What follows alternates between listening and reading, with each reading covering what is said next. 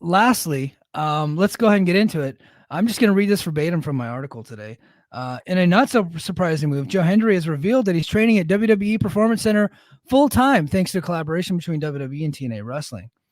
Yeah, so that should work out well. I mean, just no big deal. Just TNA and WWE collaborating. Joe Hendry's just happens to be working there, doing stuff. He's working house shows now. He was on Great American Bash this past week doing a concert. He'll be on the Great American Bash coming up this week. Wrestling, I think Gallus #1. I don't know who. I think Joe Coffey actually is his name. It might be Joe Coffey, but one of the Gallus guys. And now he's just, when he's not working TNA, he's operating out of NXT. It's no big deal, right? In 1983, WWF went on the USA Network with a show called All American Wrestling. And it was called All American Wrestling because they showed matches from all the territories, and promoters from around the country could not wait to send Vince McMahon their tapes. Like Hulk Hogan from Minnesota in the AWA was featured prominently on early episodes of All American Wrestling. You know who else was featured prominently? Kerry, the Von Erich brothers, Kerry in particular, featured prominently on early episodes of All American Wrestling. We all know what happened, right? Like, this is what it's so funny to me because like it's old is new again, even like these old tricks. And honestly, I can't fault Joe Hendry for this whatsoever. No. That man belongs in NXT more than any human being has ever belonged on a television program. Joe Hendry belongs in NXT. So, how you know what? Until they say, we're gonna take Joe Hendry from you now. Yeah. I don't fault Joe Hendry. I don't even fault WWE. I don't think this is predatory whatsoever. No, I think they're partners with them, and I think they got Joe Hendry like, holy shit, we did not realize what we just brought in. We didn't realize how over this guy really was. Oh, I believe the two of us made that call very early on in this partnership on this show. You and I kind of railed against how things were working out, and we were told, no, you guys are dumb. And now look what happened. They realized what they had. Yeah. And the same thing happened with Jordynne Grace. Like, oh my gosh, she's a star. Right. Mm-hmm. And then now Jordynne Grace was able to get out of her contract, and she looks like in January, which you called, by the way. I did not call. I thought that she would at least complete a contract. Sean Ross Sapp keeps going on Fightful. No honor in wrestling. Come on, Mike. Yeah. Sean Ross Sapp keeps going on Fightful saying that, look, guys, Joe Hendry's got a contract, and he's under contract for a long time. I don't think it matters very much. Now, could WWE just continue to use him and let him work TNA? It's not the craziest thing in the world. I think ultimately he's like, the moment that they can work out the deal for like some type of contract buyout, I think it's going to happen because I think Joe Hendry will make WWE a lot of money. Here's the key. I think he will. Here's what's interesting. We talked about this a couple weeks ago, how Joe Hendry finally had a pro wrestling tees store. I said, what the heck was this guy? Should have had this thing a year ago. Yeah.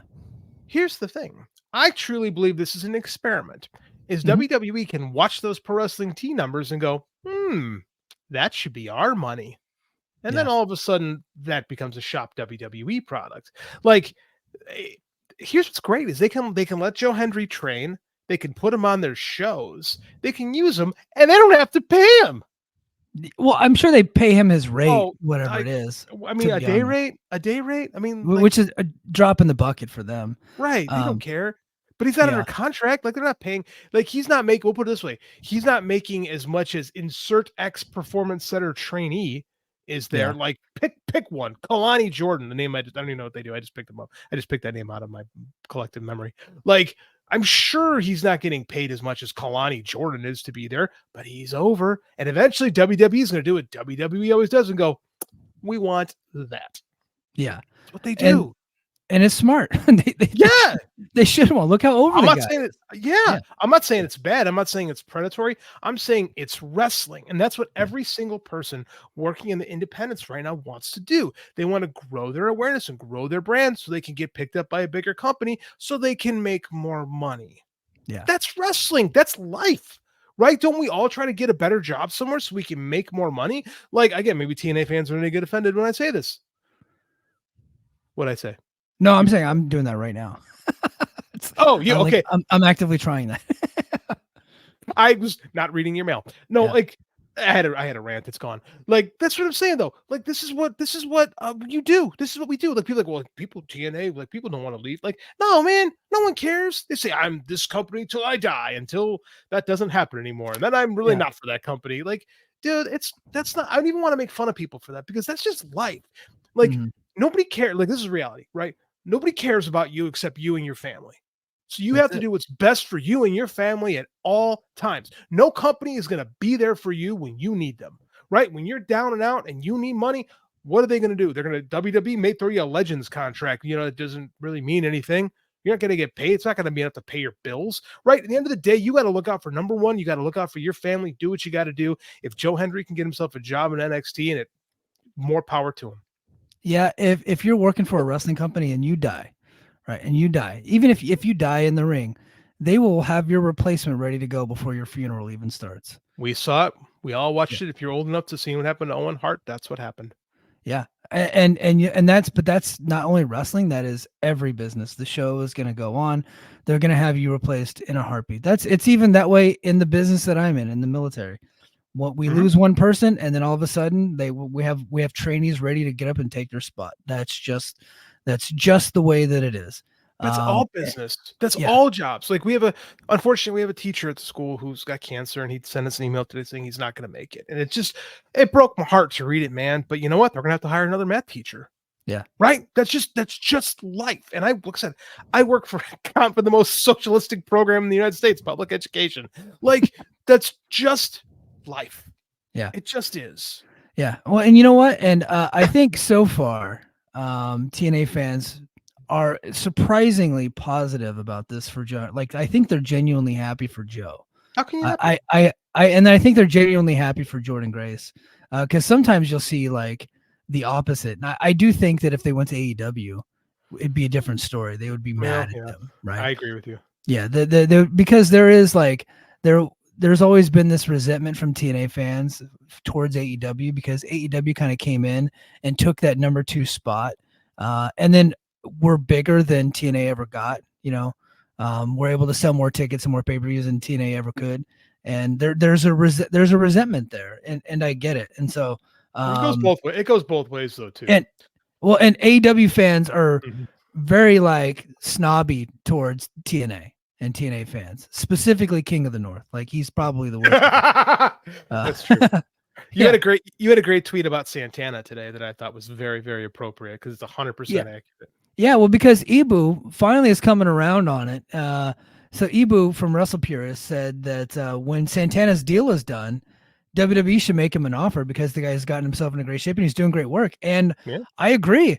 And I was like, hey, look, AEW fans that have been talking about Santana, like they've been trying to say that he's not any good, that Ortiz was better and this and that.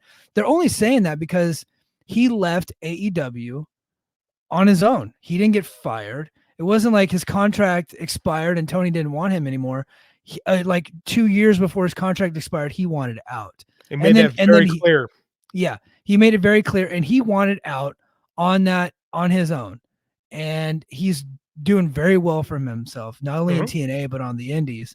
And you love to see it. I think the guy is going to get paid at the end of this deal. TNA typically signs, so he's not a full-time contract with TNA. And so it probably means like 2 years, probably like 2 to 3 years. I think in 2 to 3 years, you're going to see him probably in WWE making real dough. Hope He's so. that good. I hope so. He's got it. It just didn't work out in AEW with him for various reasons. He got brought in as part of the tag team, and sometimes you get brought in as a tag team, you're thought of as a tag team guy, Yeah. right? And he just had a hard time breaking through. Like it seemed like when he was finally starting to break through, he tear his ACL or something like that. He did during Blood and Guts, and Yeah, then during Blood and and then he Guts. got and then he got back, and they did the feud with Ortiz, and it was very good. Like they had good promos. I thought the match was good, but then they just never went anywhere with it. Where can you go? Like he wanted out. They were trying to do something with him before he left. I'm sure they were trying to say, hey, man, we'll keep working with you. I think he just didn't want to be there. I think he wanted to go somewhere else. He probably saw that he just wasn't a lot of opportunity for him to break through. And he got a chance in TNA. That's why TNA is important in the Yeah, wrestling landscape. That's why we need TNA. That's why Ring of Honor needs to get back up and going. We need more opportunities for guys to make an impact, pardon the pun, somewhere, yeah, right? Because it's yeah, hard to break through. It's real hard. It is. TNA is a good spot. If like you had a run in one of the bigger companies and say it just didn't quite work out. It doesn't mean that you're not a good wrestler, not a good worker, not a good promo, but sometimes it just depends on the situation and the opportunities. And sometimes things just don't go your way. And if you can land on your feet in a place like TNA, hone your craft, work on your skill set, and then make yourself marketable and valuable to a bigger company, like you can go back and do that. Or you can be Eddie Edwards and Moose and Brian Myers, who I'll take it back. Moose and Eddie Edwards never really made it in a big company, but you can get to TNA and you're still very good, but you're just kind of like happy, and and Eddie Edwards, you're kind of like fat and happy, and you're just excited to go to work and make decent money and work the TNA schedule. You can also live that life too, if that's what you want. But, I think it's important to have a TNA and a Ring of Honor in the ecosystem, because they ultimately will feed the bigger promotions, right? And they're not ever going to be in the position to, well, I take it back. Ring of Honor is AEW. That's it's AEW's feeder system at this point. But it's like, it's 100%, but it'll be like NXT. NXT gives guys a chance to make a name for themselves. We just talked about Joe Hendry. AEW needs Ring of Honor to be, I've been saying this for 2.5 years now. AEW needs Ring of Honor to be that. You know what TNA is? TNA is Memphis back in the day. Memphis was a place where when guys, I'm just listening to Bix and Chris on the Between the Sheets Patreon are doing a thing about Eddie Gilbert right now. And they're talking about how Eddie bounced back to Memphis in 1990, right after it just didn't work out with WCW. So you need that place. You need a place where guys can hit a reset button. ECW served that function in the late 90s for a lot of guys. Al Snow got his reboot in ECW. Chris Candido, just incredible. Yeah. Like Bam Bam Bigelow had his nice comeback from EC3 by ECW. Like you need that place. Like TNA, I know people kind of bury it, but I think the day TNA goes out of business is a terrible, terrible day for professional wrestling, because guys need to work. Guys need a place where they can get exposed, or exposure, I should say. Like that's necessary, right? It's just necessary. Yeah. I dig it. If you guys want more TNA talk, tune in this weekend. Brace for Impact. I'll be watching the latest episode of Impact probably later tonight, and I'll have a review out this weekend. Brace for Impact. We'll talk about all of the news. I'll probably go more in depth on the Mustafa Ali story. It looks like he was probably on a 6-month deal. He is now a free agent. We'll see where he goes from here. Maybe he comes back. Who knows? I think he's probably angling. That has happened.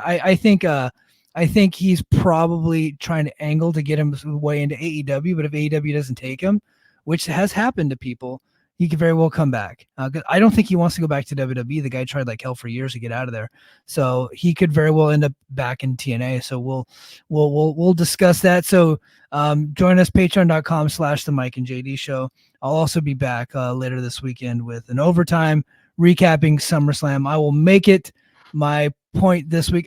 So both of my knees are shot. So Sunday morning, I typically go on like a 6 to 7 mile run, but my knees are so swollen and shot right now. I can't do anything. I'm in physical therapy. It sucks. What'd you do? And I believe it or not, I got runner's knee on both knees at the same time. And it's because I'm actually gaining weight now because of it. It sucks. But I decided to incorporate a lot more leg workouts and do a lot more squats and different types of squats, training for my fitness test, which I nailed. And I was doing a lot more sprints, and then I would incorporate some long distance running, and it just got overwhelming.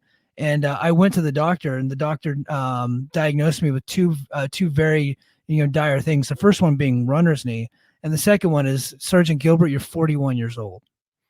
And I was like, okay. She goes, now your knees are arthritic. So, and you have runner's knee, and you have to go to physical therapy and get rid of all the inflammation and all the issues that you're having with your knees. So I'm like, damn it. So now I can't run right now. So I'll probably just do Sunday morning. Instead of my morning run at the beach, I'll probably just do a podcast. Dude, I've been working out really hard this year too, and I got tendonitis now in my biceps because I was really focusing on trying to get bigger arms because I'm an egomaniac. So I got tendonitis in my biceps. Then I think I slept wrong on my collarbone. So my collarbone's been hurting for the last 2 days. Like I was trying to put my backpack on. I was like, oh God. So dude, getting old freaking sucks, but I'm fighting it every step of the way. Yeah, dude, I was talking to somebody that just recently retired from the military, and he got 100% permanent and total disability rating, which doesn't mean that you're disabled. It just means that like you get paid 100% of what you were making activity. You get that, Right. That's cool. Yeah. And he gets that for the rest of his life. And I was like, hey, well, what injuries did you have? And he kind of listed them off. And I was like, oh, he goes, what do you got? And I was like, well, I had a left shoulder surgery. I had a labrum. Right was a Bankart. I had brain surgery. I also have 2 bad knees, 2 bad hips, diagnosed PTSD, and I also have burn pit exposures. And he goes, and he starts doing this. He goes, yeah, I think you're like 375%. So if and when I do decide to retire, I think the VA is probably going to take care of me because I'm pretty beat up. It's weird to say that's a good thing. Like, I mean, it really is, because I'm like, on the grand scheme of things, I'm relatively healthy, all things considering, right. Once I get over this, once I let my knees relax a little bit and I don't beat them up too much, I could probably get back to running. But like, I think only the military is one of the few places where you can get that kind of a deal just for being, wear and tear, beat up. I envy you, sir, but not really. You know what I'm saying? Like, that's a lot, but I don't want to have to do all that to get it. But I feel it. I feel it for you. Yeah. You know what? And it's like, knock on wood. Hold on. The burn pit exposure that I had during my first deployment so far has not done any damage that I can tell. But they're gonna check whenever I retire, so they'll keep an eye. They'll check. I might try to jam something into my lung or something just to ensure it. But but I appear to be mostly pretty healthy. But is that a spatula? Sorry. Yeah. But hey guys, that is going to do it for us this week on the Mike and JD show. If you're listening to us on Apple Podcasts, Spotify, wherever you get your podcasts, please give us a 5-star review. If you're watching on YouTube, give us a big thumbs up. Hit that subscribe button and then head over to patreon.com/the Mike and JD show and become a premium subscriber today. I'll be back again this weekend, and until next time, mahalo. Competition starting to get thick, it's a click, so I hope you work your A game. Amen, no rain from the track when we unite and spit. This is an A game, better bring your A game. Competition starting to get thick.